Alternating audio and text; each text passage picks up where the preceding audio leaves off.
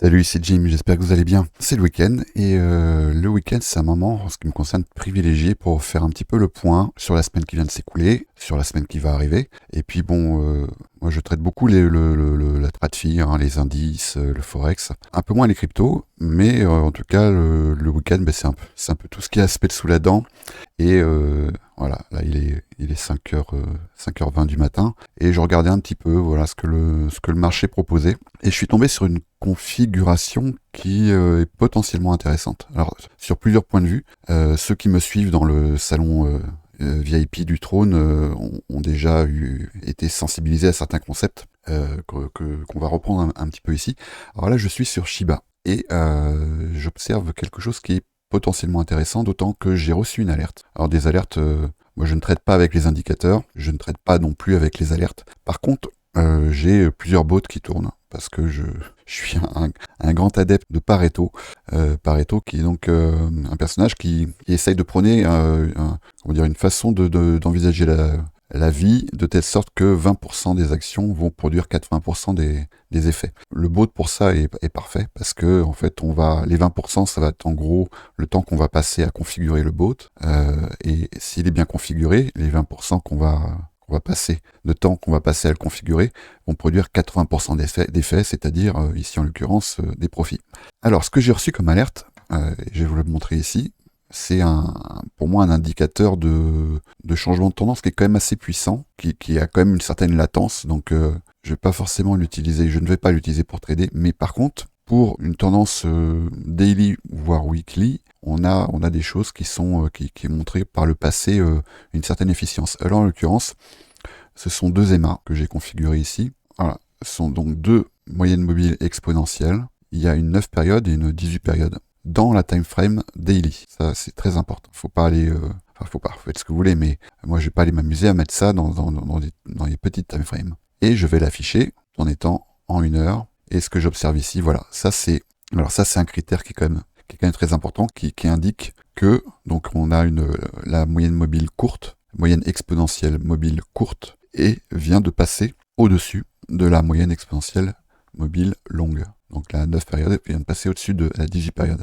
Et ça, par le passé, si on regarde un peu ce que ça a donné, donc là on est sur Shiba, voilà, ça c'est un élément qui va pouvoir nous indiquer qu'on est sur un changement de tendance qui peut-être se prolonger. Donc moi j'avais configuré une alerte sur celui-ci, notamment sur Shiba, pour être prévenu lorsque la moyenne, les manœuvres passent au-dessus de les 18 et que pour être prévenu également lorsque les manœuvres passent sous les 18. Alors ici, voilà, là ici, à cet endroit-là précis, j'ai un signal de changement de tendance et j'ai un bot qui tourne, qui simplement va acheter. Alors c'est pas des gros montants, hein, c'est un swing qui va acheter au moment où ces deux EMA vont se croiser et le signal opposé, pour l'instant, il est en pause parce que on va probablement se retrouver dans une configuration comme celle-ci où ça va se croisouiller, on va dire. Voilà, c'est-à-dire que ça va passer au-dessus, en dessous, au-dessus, en dessous.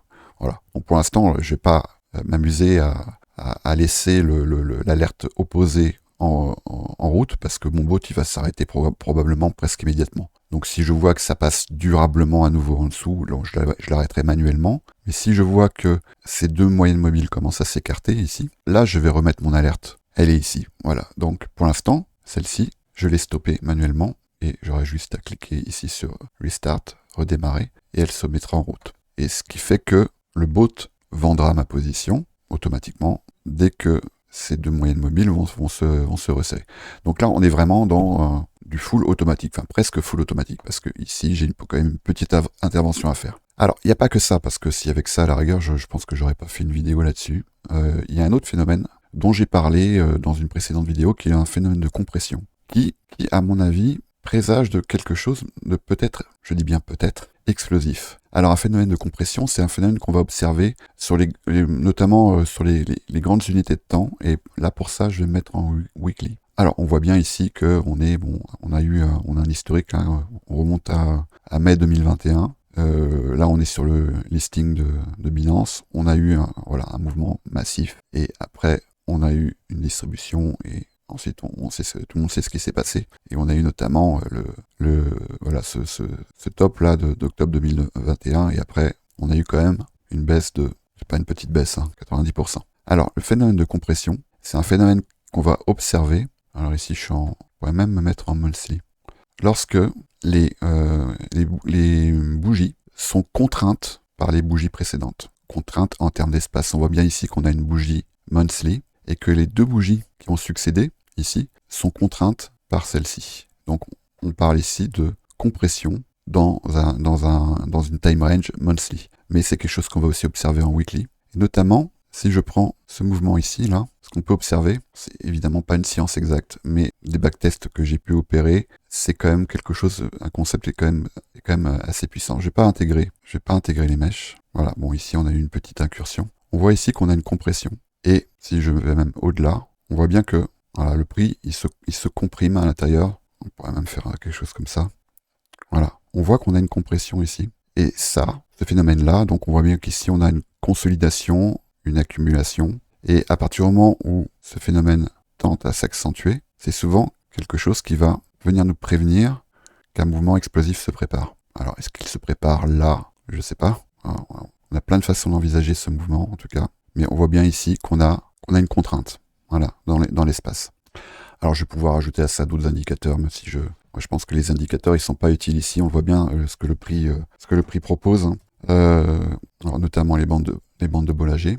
Voilà, que je me mette en weekly, en daily. On voit bien qu'on a une compression de la volatilité. Qu'est-ce qu'on va pouvoir mettre d'autre comme indicateur? Alors, on le voit ici également sur le Volatility Index. On voit qu'ici, on est en termes de volatilité au plus bas depuis, alors là, je suis en daily, depuis octobre 2023. Et on voit ce qui s'est passé ensuite. Alors, bon, je dis pas que Shiba va faire du x100 ou je sais pas quoi, mais je dis simplement qu'ici, on est dans une configuration où beaucoup d'éléments sont réunis pour qu'un mouvement explosif puisse avoir lieu. Voilà.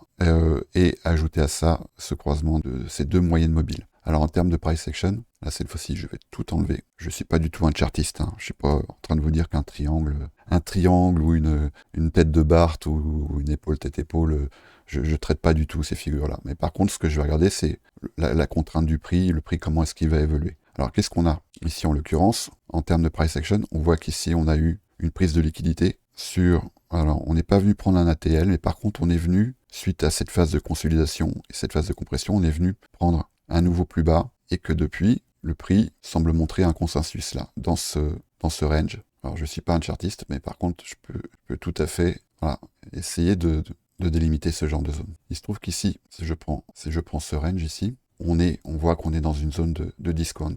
Si je prends ce range, ici j'ai ce qu'on appelle l'équilibrium, et là le prix, il est donc dans le discount. Donc c'est-à-dire qu'on est dans une zone où on va pouvoir essayer de regarder s'il n'y a pas des bounces possibles qui pourraient nous ramener dans un premier temps dans le premium de ce range, et ensuite pour aller venir prendre des zones de liquidité qui semblent quand même assez évidentes et qui sont là quand même depuis un moment. Alors on en a une ici, je vais les noter.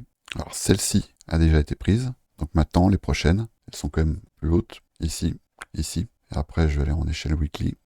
Et on voit ensuite qu'on a des zones d'imbalance qui n'ont pas été retestées, ici notamment. Voilà, en termes de points d'entrée, on voit ici que les zones d'inefficience, là, ont été retestées par ces mèches. Donc, là, ici, je suis en daily. On a dans cette zone-là, d'autant qu'on vient de prendre un swing high, on a dans ces zones des points d'entrée qui pourraient être intéressants. Là, on a 4 bougies daily consécutives. Donc, je serais très étonné qu'à un moment donné, on ne vienne pas retester cette zone pour ensuite faire quelque chose qui pourrait être de cet ordre-là. Voilà, bon, c'est ce que j'étais en train d'observer, c'est le week-end. J'essaye de scanner un petit peu le marché, notamment le marché crypto. Et à présent, souvent le dimanche, je prépare la semaine qui arrive, et là, je vais plutôt regarder le marché traditionnel, notamment les indices et le forex, parce que là, on est dans des zones qui sont intéressantes à trader sur pas mal de points de vue, et notamment, mais ça fera l'objet d'une autre vidéo, le dollar, qui est en train de nous montrer quelque chose qui est potentiellement intéressant. Ce genre de position swing comme ça, moi, c'est quelque chose que je vais avoir tendance à lancer avec une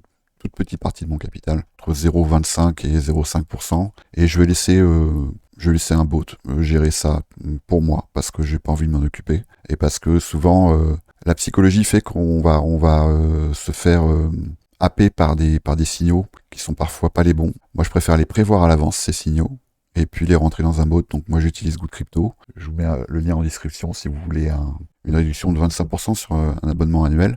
Et si vous voulez me rejoindre dans le salon VIP du Trône, c'est gratuit.